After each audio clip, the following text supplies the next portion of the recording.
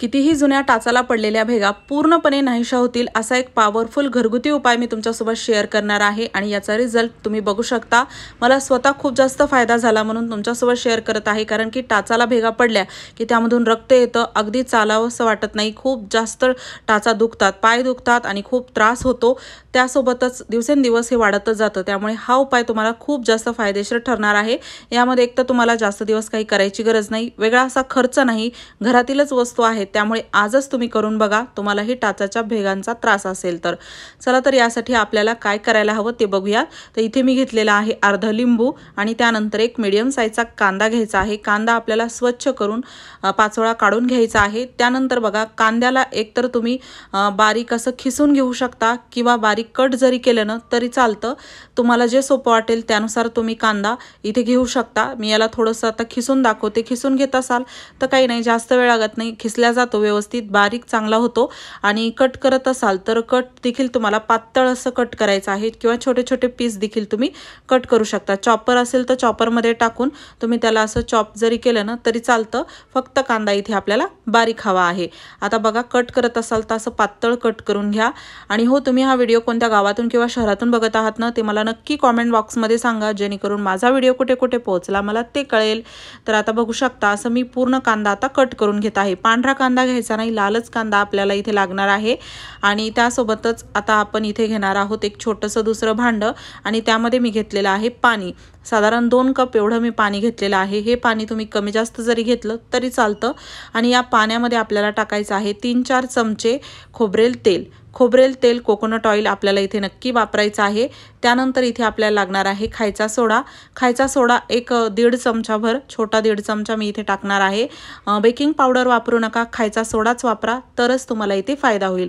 सुरुवातीला टाचाला भेगा थोड्या थोड्या दिसत असल्या की आपण त्याकडे लक्ष देत नाही, काही क्षुल्लकच गोष्ट आहे म्हणून त्याकडे टाळाटाळ करतो, पण तेच आपल्याला पुढे जाऊन खूप जास्त त्रासदायक होतं। त्यामुळे सुरुवातीलाच तुम्ही जर उपाय केला तर तुम्हाला अजूनच जास्त आराम मिळेल। आणि नंतर जर तुम्हाला खूप जास्त टाचाला भेगा पडलेल्या असतील तरी देखील तुम्ही हे काही दिवस केल्यानंतर तुम्हाला खूप जास्त फायदा होतो।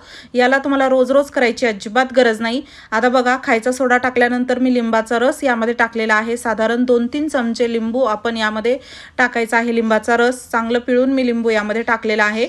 आता त्यानंतर ना याला व्यवस्थित आपण मिक्स करून घेऊयात।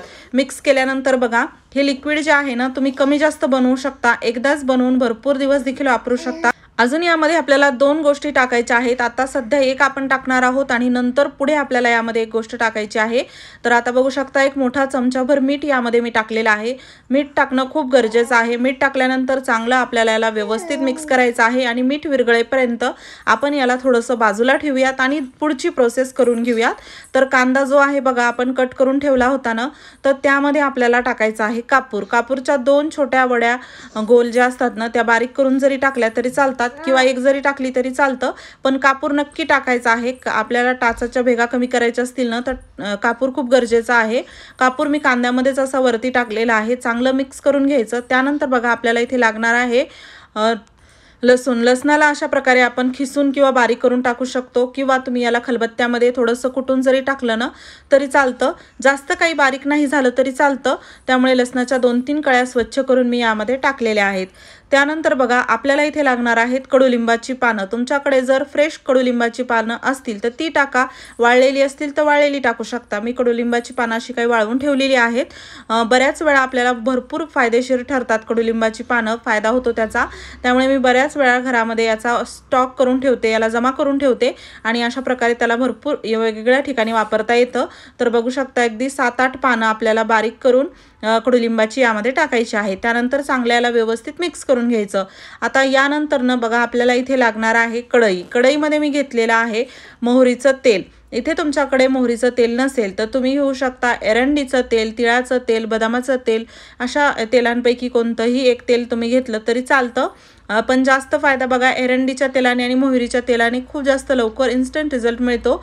तर साधारण हे जे तेल आहे ना तर अर्धा कप एवढं मी तेल घेतलेलं आहे। त्यानंतर थोडंसं तेल गरम झालं की मीडियम गॅसवरती तेल आहे आणि त्यामध्ये आपल्याला हे पूर्ण आपण कांद्यामध्ये टाकून ठेवलेलं सर्व मिश्रण जे आहे ते घ्यायचं आहे आणि तेलामध्ये टाकून याला थोडंसं व्यवस्थित असं गरम करायचं आहे।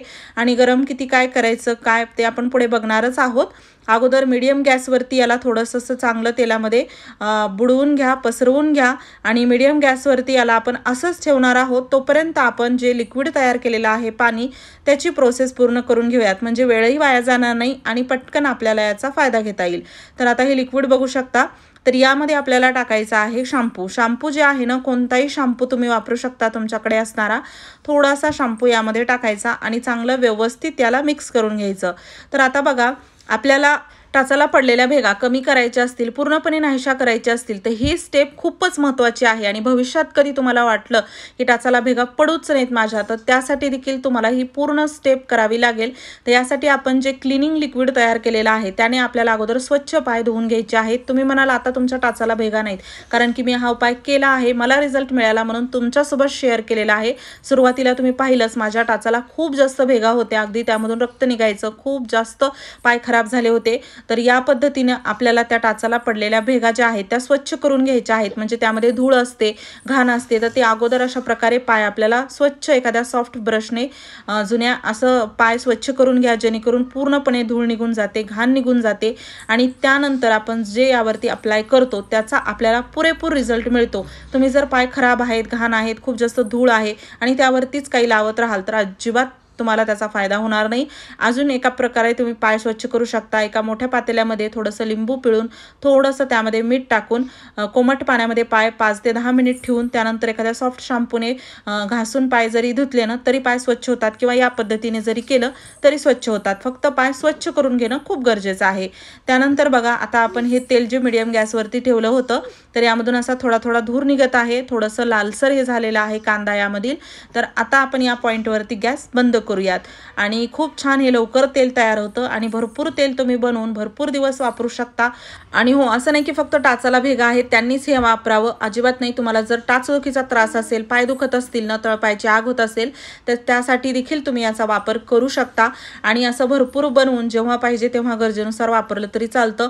आणि या तेलाचा तुम्ही जर वापर केला ना, तुम्हाला कधीच मेनिक्युअर पेडिक्युअर करायची गरज पडत नाही. एवढा छान याचा रिझल्ट येतो.